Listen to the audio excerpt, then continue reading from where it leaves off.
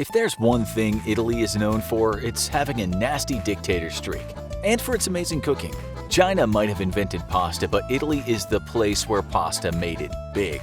So who could blame a proud Italian citizen for sharing his cooking heritage with the world, even if he was a mafia fugitive on the run from the law halfway across the world? A member of the 'Ndrangheta Mafia crime syndicate, one of the most powerful in Europe, Marc-Ferenc Claude Briard had a big hand in helping traffic cocaine across Europe.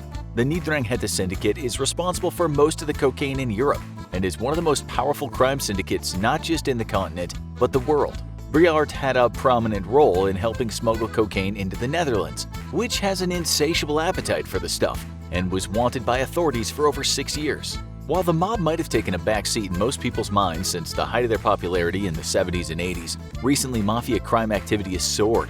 Law enforcement has responded to this new generation of gangsters with one of the most sweeping criminal investigations in history, and Italy is now holding one of the biggest mafia trials ever, with the trial expected to take a whopping 2 years.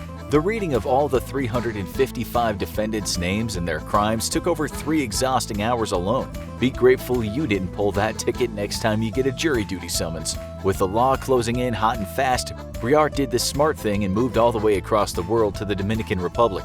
There he laid low and very smartly avoided local Italian community and any tourist hotspots. Locals seemed to get along well with him, completely unaware of his mob past.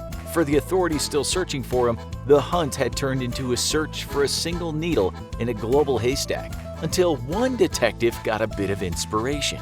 Lieutenant Colonel Massimiliano Galasso, an official with the Reggio Calabria Police and part of the massive Interpol investigation against the 'Ndrangheta criminal syndicate, had never given up the chase, even after Briard went underground in 2014. Aware that his wife loved to spend time on YouTube and that Briard had spent time working in a restaurant in Italy, Galasso got the inspiration to start searching for Italian cooking shows posted to YouTube. With tens of thousands of Italian cooking video tutorials on YouTube, Galasso had his work cut out for him, but his hunch was strong. Then it finally paid off. True to Galasso's hunch, Briard couldn't resist showing off his Italian cooking skills and had in fact created a YouTube channel dedicated to creating tutorials for viewers. Don't bother trying to search for it, the channel has been down for a while already, or we'd happily link you to it. Though Briard had done the smart thing and made sure to hide his face, he didn't think about hiding the many tattoos on his arms, and it didn't take long for Galasso to identify Briard and then track him down to the town of Boca Chica in the Dominican Republic.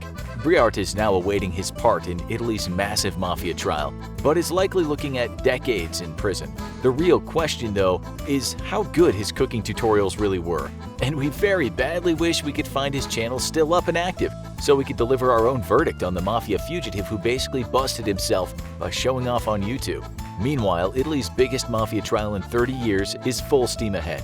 Led by Nicola Gratteri, the head prosecutor, authorities have gathered a whopping 15,000 pages of evidence and over 24,000 hours of recorded conversations. The charges range from mob association, murder, attempted murder, drug trafficking, extortion, loan sharking, disclosure of official secrets, abuse of office, possession of stolen goods, and money laundering, plus many others, and was all made possible by one of the biggest police raids in history. Back in January, 370 Italian police officers launched simultaneous raids across the country against the 'Ndrangheta syndicate, giving the mafiosos no time to get rid of evidence or warn each other. The trial's so massive that a call center had to be converted into a makeshift courtroom so that there would be enough space to house cages for all the defendants, plus their 400 lawyers.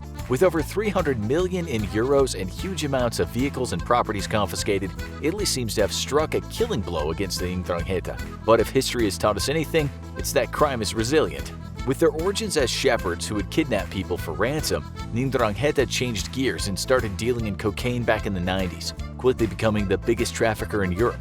They'd buy up legitimate businesses all across the continent in order to launder their massive profits, with court documents showing in 2013 alone, the crime group made a staggering 53 billion euros, more than many Fortune 500 companies. With only 300 million euros seized by authorities so far, there's little doubt that whoever survived Italy's massive raid is well equipped to start the business over from scratch. But YouTube's most prolific mafioso Italian cooking tutor won't be joining the effort. Now go check out What Does the Mafia Even Do Anymore? Or click this other video instead.